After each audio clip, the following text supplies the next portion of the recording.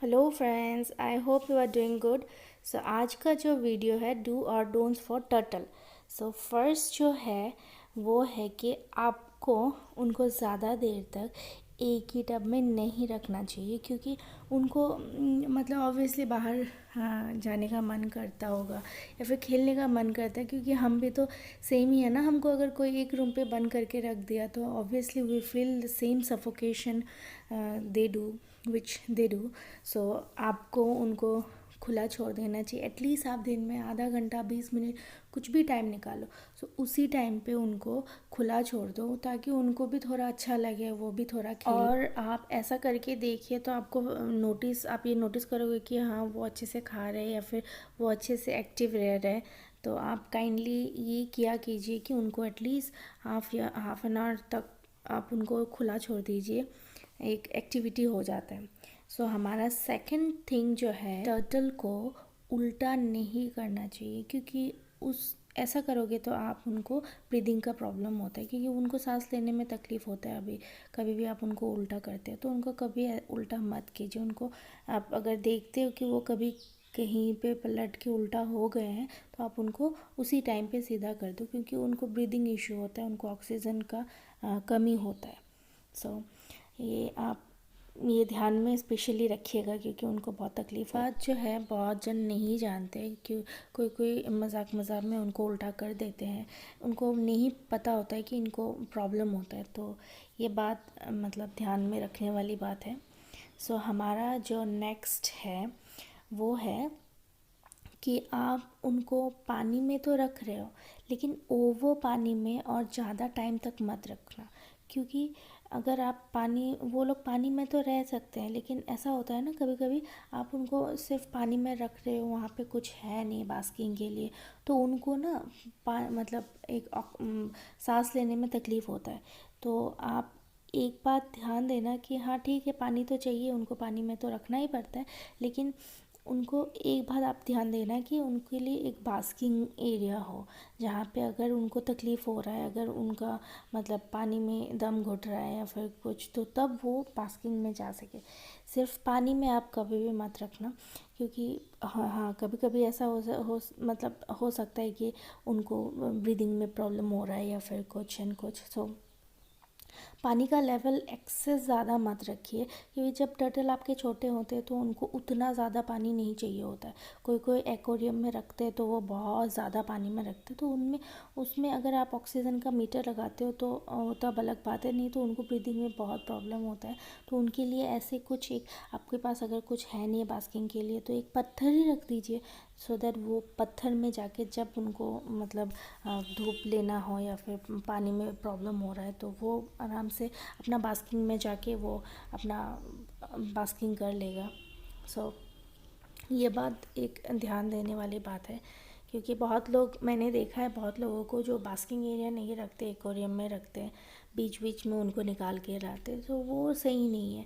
क्योंकि आप देखो जब उनको मन करता है वो पत्थर में उठेंगे या फिर बास्किंग में जाएंगे, जो भी हो।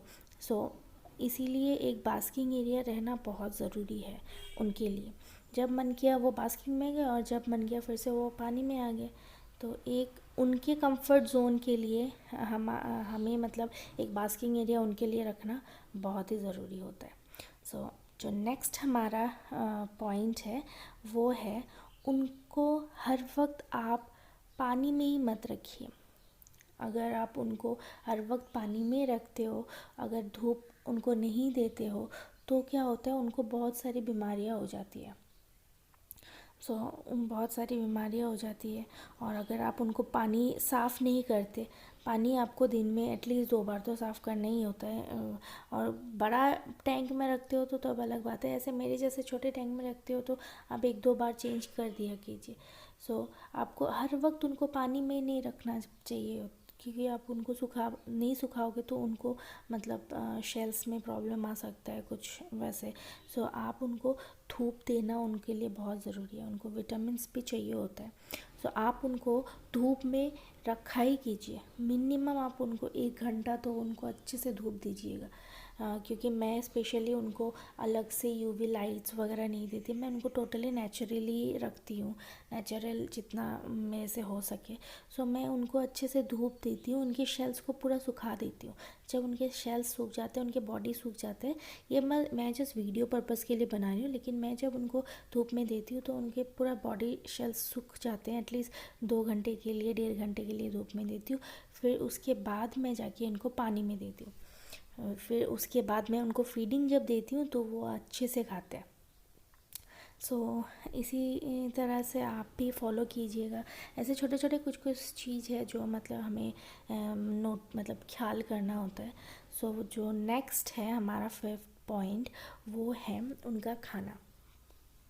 सो जब मैं उनको खाना देती हूँ तो स्पेशली मैं एक साउंड क्रिएट करती हूँ, जैसे कि आप लोग अभी सुन सकते हो बैकग्राउंड में ऐसे जो आ रहा है एक साउंड। ऐसे करने से क्या होता है, उनको पता चल जाता है हाँ मेरा खाना है। देखिए ये साउंड सुन के टोटो कैसे आ गया खाना खाने के लिए। तो मैं यूजुअली ये करती हूँ क्योंकि उनको मैं उनका अटेंशन मांगती हूँ कि हाँ देखो तुम्हारा खाना आया है।